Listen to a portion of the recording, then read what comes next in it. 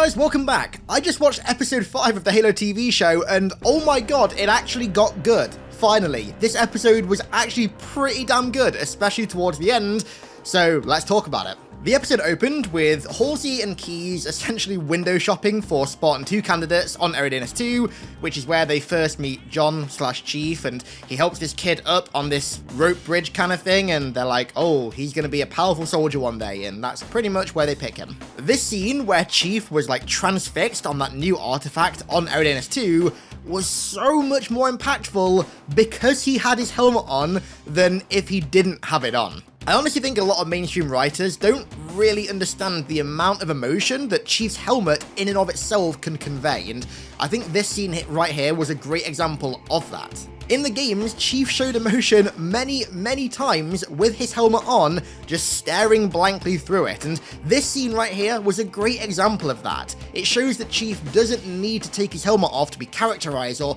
to feel humanized or to show emotions. You can very easily see it being portrayed through the helmet. The helmet itself can portray its own range of emotions, and yeah, this scene right here was a great example of that. One character that I really enjoyed in this episode was Vanak. Vanak to me feels like such a great depiction of a typical Spartan 2. I wish the other Spartan 2s in this were more like Vanak and Riz. Those two feel far more like grounded, regular canon Spartan 2s. His retort to Kai when she was asking too many dumb questions was absolutely hilarious. Basically saying like, he's not sure if the gun oil got to her head, having her ask all these dumbass questions. That scene was fantastic. I really like Vanak in this. Vanak is basically, I think, meant to be the Silver Timeline's version of Fred. And honestly, he really reminds me of Fred, but also he's individual and unique enough to not just be a carbon copy. I like Vanak a lot, and this scene was hilarious, very on brand. We also see some more MA5K carbines in this episode as well. Keyes has one here, and then this Marine behind Kai has one as well. It's really cool seeing weapons like this that we only ever see in the expanded universe, actually in the show, in the flesh. It's very cool seeing that. And then once again, because apparently we had to go back to Quan's storyline, which still isn't interesting. Soren straps her to a motorbike while he tries to go and find her evac from Madrigal, and she spends ages trying to break the handcuffs off, and she keeps picking up these rocks that are like really brittle and keep breaking every time she tries to break this metal that's very clearly not gonna break just by hitting it with a rock. But then all of a sudden she just hits it with the rock in it and it breaks and she's free. Okay, and then she later does like a Sam and Frodo at the Black Gate thing and hides like, pretends to be a rock hiding under like a cover in the desert and then stuns Soren. The Quan thing's just boring, man. I don't like it. I really like Soren, and to be honest, it seems like pretty much everyone is on the same page with that. Every single person that I've spoken to or seen talking about the show just isn't interested in the Quan storyline. It's just not that interesting. It detracts away from the cool stuff, which is what we got later in this episode. Marquis then goes back to Madrigal, to the cave where the original Keystone artifact was, and by just touching the rock that the Keystone was in, which I guess is technically foreign rock, maybe that's why this happens, she can sense where the other Keystone is, and I'm gonna be honest, I don't like this. It seems as though they're kind of making the Blessed Ones into being, like, psychic reclaimers. I don't know, it just feels like way too similar to giving someone like a superhero ability or something really contrived like that. I just think the whole Reclaimer thing was considerably better in the regular canon. It made more sense, it was more interesting. This Blessed One thing, I'm not liking it. Where's everyone going? Bingo? No, Leon. Audible, the sponsor of today's video. You know the drill by now. Audible is the single greatest repository of audiobooks, in particular Halo audiobooks, in existence. We got everything from Shadows of Reach to the entire Foreigner trilogy, Contact Harvest, Point of Light, Ghosts of Onyx, The Flood, Fall of Reach, and many more. Thanks to the power of Audible, I recently re-listened to The Call Protocol in preparation for the TV show because at one point it was looking like the TV show was going to be something of like an adaptation of The Call Protocol, which got me really excited. I was ultimately wrong, but still, I had a hella good time listening to what is honestly one of my like probably top 7 if not top 5 favorite Halo stories involving Grey Team, the Insurrectionists, the Arbiter, Captain Keyes, and more, whilst also getting swole in the gym.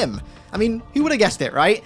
Halo lore, told via audiobooks, is the secret key to making gains. So if any of this tickles the old fancy, then head on over to audible.com/HiddenXperia or text code HiddenXperia to 500 to start your 30-day free Audible trial today, and dive into the vast archives of audio-based Halo lore that Audible has to offer. Once again, that's audible.com/HiddenXperia, or you can text code HiddenXperia to 500 to start your free trial today. Thank you once again to the audio lore gods at Audible for sponsoring the video, and let's get right back to it. Something I found quite funny here is that once that keystone artifact on Eridanus 2 lets out that massive pulse that has everybody on the floor writhing around, screaming in pain, holding their ears because like it's perforated their eardrums, Chief runs to the artifact, and right after it's done that blast, he takes his helmet off, the thing that protected him from suffering that pain that everyone around him is currently feeling.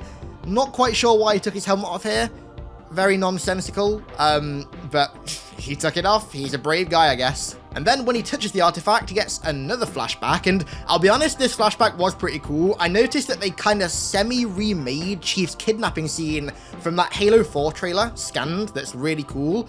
They basically remade at least one of the scenes from that, with Chief being taken from his bed when he's younger and being replaced by a Flash clone that hopefully at some point in the future we'll actually see. I can honestly see that happening somewhere down the line with Chief's story arc in this show, him meeting his Flash clone or whatever.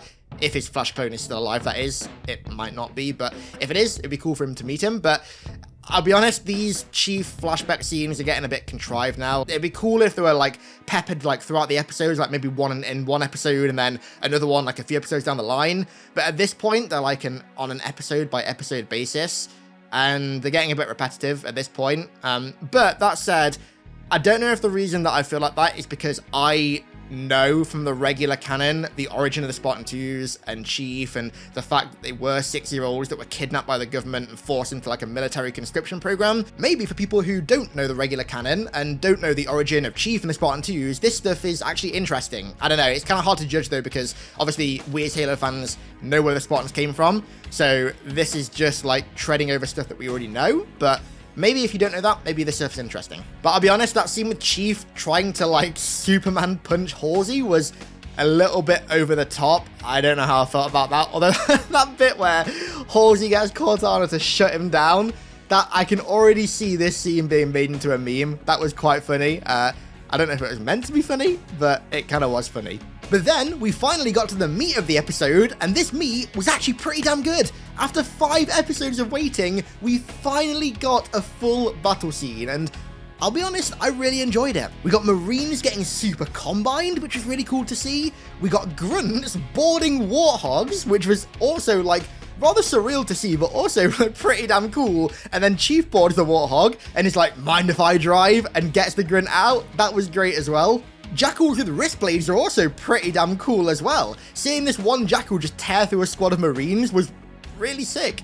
I'm not gonna lie, I even kind of want to see this stuff in the games now, honestly. I do think that role maybe would have been a bit more suited to a skirmisher as opposed to like a regular gauntlet-wielding Jackal, but to be honest, I don't care because this looked really, really cool. This entire section just felt like Whiplash, but in a good way. We spent 4 episodes before this with one small battle scene, and besides that, pretty much nothing else, just a bunch of character development, a lot of filler, not much really happening.